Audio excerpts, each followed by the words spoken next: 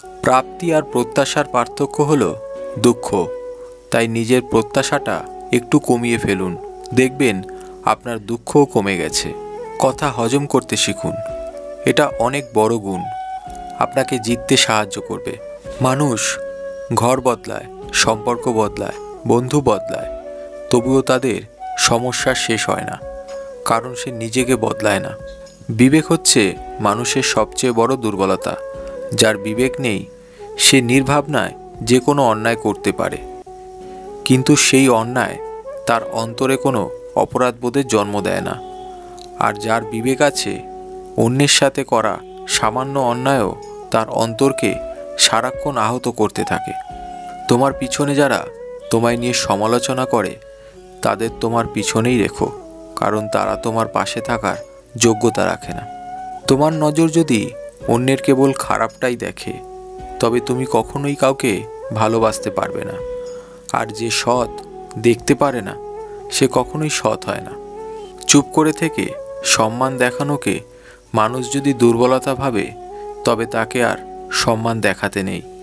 প্রতিবাদ না করাও এক ধরনের অপরাধ, আর এই অন্যায় অপরাধটা কারোরই করা উচিত নয়।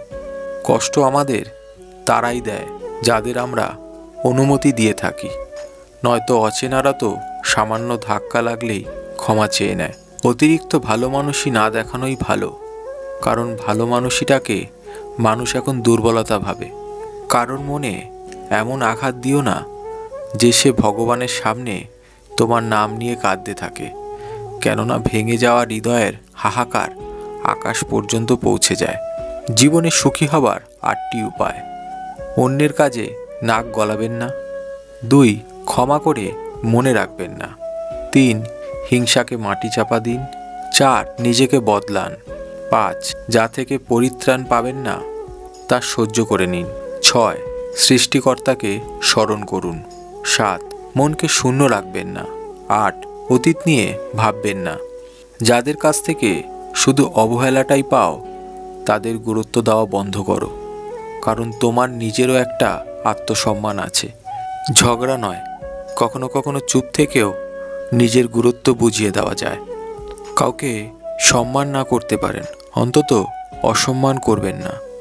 কারো উপকার না করতে পারেন, অন্তত ক্ষতি করবেন না। কারো প্রাপ্য প্রশংসা না করতে পারেন, অন্তত অযথা নিন্দা করবেন না।